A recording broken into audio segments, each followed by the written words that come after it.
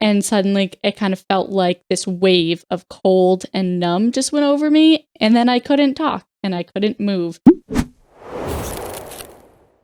Hey guys, this video is going to be about the freeze response to trauma. So when I was first, thinking about trauma responses, or whenever I heard someone talk about them or read about them, I most commonly heard people talk about the fight or flight response, which is very common in a lot of people. But there is another type of trauma response that I kind of found fit my experiences better, and that's called the freeze response. So I'm going to just first start by telling you a little bit about my specific experience with the freeze response. So this is something that I've kind of been going through my whole life in various situations. And the first time I kind of really realized that it was something different was in one of my therapy sessions. My therapist had asked me a question about something related to childhood, something that didn't seem super big or important or scary to me. But when I went to answer, I couldn't talk and I completely just shut down. So I couldn't talk. And one of the first things that I noticed was kind of this weird numb feeling that went over my whole body. So I was sitting there and suddenly it kind of felt like this wave of cold and numb just went over me. And then I couldn't talk and I couldn't move. And it was really weird and really scary, and I didn't really understand it at first. But it turns out that there is an explanation for this, and it is called the freeze response. So the freeze response is most likely to occur in situations of extreme fear, and this is most often caused in early childhood. And what usually happens when a freeze response is developed, it's usually because the child is experiencing some sort of extreme fear in relation to their caregivers. So this is a situation where if you're a child and you are experiencing, something that your parents or your caregivers are doing that is making you afraid, the other responses to fear, like the fight or flight, aren't possible. So a child isn't going to be able to, fight back against their parents or caregivers, and they're also probably not going to be able to run away for the flight response. So there's really nothing in there as much that the child can do in that situation. And that's where the freeze response develops. And due to the freeze response, it's pretty common for the child and then continued throughout their life to develop what's called dissociation. So dissociation is when you disconnect from yourself and from your body, and your brain is kind of doing this to make it so that you're away from the thing that's causing you fear. So it's a way to avoid confronting whatever it is. So like I said in the last example about being a child afraid of your caregiver, like you're going to often children and then continue throughout their life will dissociate in any types of situations where it is someone that they perceive in a position of power over them, basically. They're just going to dissociate from themselves because they can't run, they can't fight back. And whatever's going to happen next, your brain is anticipating is going to be very painful. So in order to save you from a little bit of that pain, you start to dissociate. So you disconnect yourself from the situation and you kind of start to feel like, for me at least, dissociation feels a little bit like an out-of-body experience. So sometimes it feels like I know where my body is, but I don't really feel like I'm in my body right now. Or sometimes the things around me don't really seem real, or I sort of feel like I'm in a dreamlike state. And that is also part of the reason why dissociation works, is because it makes those experiences that are causing intense fear to not seem real. So if they're not real, you can't get hurt, you don't need to be as scared. Unfortunately, dissociation doesn't always make sense. So if this is something that you have developed, like I have from a young age, I've noticed that I will dissociate in situations where I don't need to. So in situations, like I said at the beginning, with when I'm talking to my therapist, that's a safe place. I logically know that that's a safe place.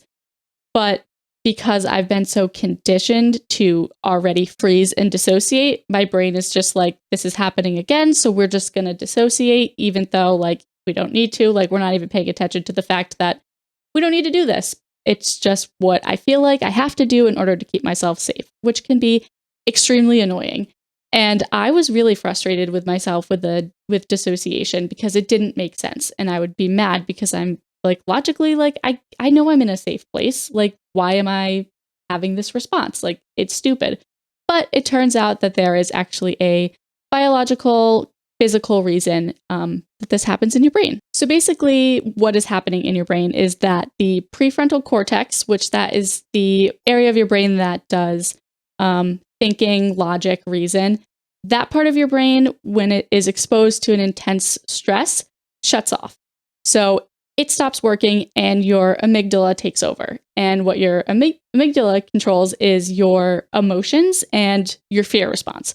So with that part completely taking over, you can't react logically. Like it's physically impossible for you to react logically because that part of your brain is just not communicating anymore because it's like, this is too intense and too scary of a situation that we can't reason our way out of it. So we need to alert the amygdala to this so the amygdala can do kind of sound the alarm basically, and your body can go into survival mode. So this sometimes looks like, quickening of your heart rate or breathing a little bit faster. And kind of what your brain is trying to do with this is give more oxygen to your muscles. And so that way, like, you can fight or run away if you need to. But unfortunately, in the freeze response, you're not going to do any of that. And sometimes what actually happens with the freeze response is the amygdala causes the opposite reaction. So it causes you to hold your breath and it causes you to lower your heart rate. So the freeze response can have both ways, which makes it, I feel like, even more confusing. But once your prefrontal cortex is no longer in control, your response is going to become automatic because that's the part, like I said, that controls the reason and the logic. You're not going to be able to reason or logic your way out of the situation and, logic your way out of the freeze response because that part of your brain is off. It's just not working. And the freeze response is going to take over with the amygdala, and that's just going to be kind of the automatic behavior that happens, unfortunately. And like I said, in my example, when I started to feel this way in my therapy session, I was unable to talk and unable to move. I remember my therapist very distinctly trying to get me to say something, just like anything at all.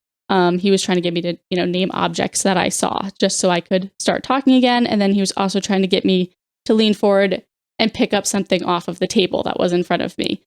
But for a while, I just wasn't able to do that. And that's actually because the speech center and the center of your brain that controls movement can also get shut down sometimes during the freeze response.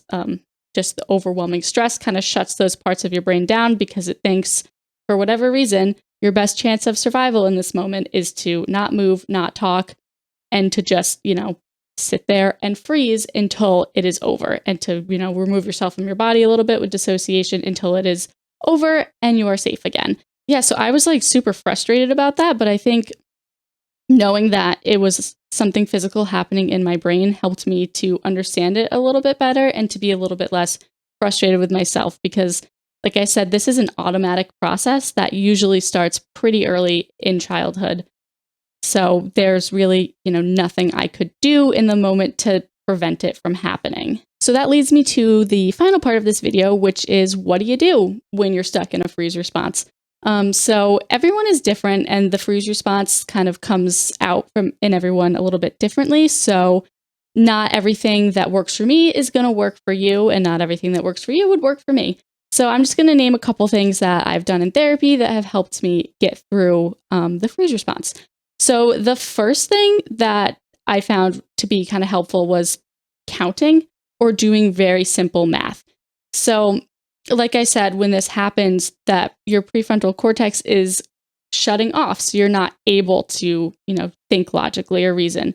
And by kind of forcing yourself to count or do basic math, you're making that part of your brain turn back on again.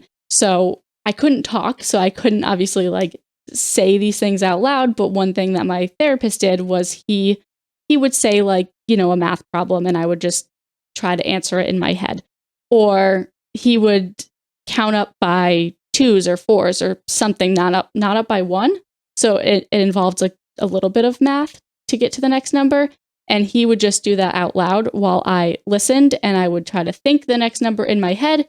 And then as I did that for a longer period of time, I was able to eventually start saying the next number out loud. It took a while to get there, but just kind of thinking through that for a few minutes did really help me start to get a little bit more control over the rational part of my brain. Another thing that helped me is some grounding exercises, because my freeze response also comes with a lot of dissociation. I no longer feel grounded. Sometimes I feel like I'm not even in the room anymore. Sometimes I feel like I'm somewhere else completely, or sometimes I just feel like I'm stuck inside of my brain, but not in my body. So the way I would try to ground myself was I needed some help. I needed some guidance from it. So my therapist would ask me to start looking around the room, because also when I freeze, I tend to just look straight down and stay stuck there. So he would say, look around the room and find something blue. And I would look around the room. I would find something that was blue. I would focus my eyes on that for a few seconds. And then once he kind of saw that I was focused on something, he would name a different color and I would move to the next one. And then eventually, kind of the same with the counting, eventually I started to say what the object that I was looking at out loud. So it took me a while to get there. But once I got a little bit more grounded and that rational part of my brain working a little bit more, then I could get my speech center turned back on and I could start actually saying what I was looking at. And the last thing that helped me is deep breathing. So when I freeze, I've had freeze responses happen both of the ways that I talked about. So sometimes I start to breathe really, really fast. And sometimes I hold my breath. And in both of these situations, thinking about my breath and thinking about taking like a slow, deep breath in and then holding it for a few seconds and then letting it back out slowly helped me start to gain a little bit more control over what was going on. That also helped ground me and helped me get out of the dissociative state and back into my body, because then I was focusing on my breath. I was focusing on, feeling the air actually come into my lungs, feeling my chest expand, and then feeling myself push the air all the way back out. So it reminded me that, I wasn't just stuck somewhere else. I actually was still in my body and I was okay. This was also something I needed a little bit of guidance with. So one of the things that my therapist will do when this happens is he will start breathing very slowly and very loudly. So I can hear him breathing. And then my goal is to match my breath to his, which is, again, another further grounding thing too, because I was also thinking about what I was hearing in the room that was kind of bringing me back into my present situation. So basically, with all of these things, it's just reminding yourself that you're safe, you're in an okay place, and that you don't need to be dissociated right now and you don't need to be frozen because you're safe.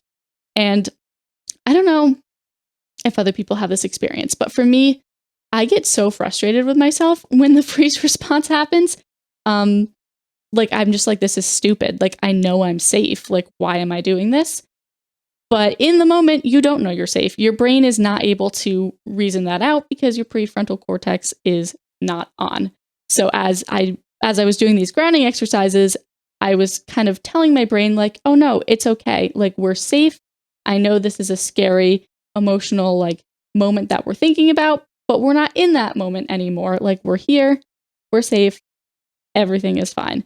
So it was teaching me to be a little bit nicer to myself, which I am not very good at that. So this was good practice on how to, treat myself kindly and realize that this is a natural process that happens, unfortunately. For me, it really helps thinking through the science behind these things and the physical reactions in your brain really helped me be nicer to myself, because I assumed that I was freezing because I was stupid. But it turns out it's just my brain trying to protect me. And yeah, I still get really annoyed with myself when it happens. But I can kind of go back and be like, no, it makes sense that this is happening. It's okay. It's probably not going to happen forever.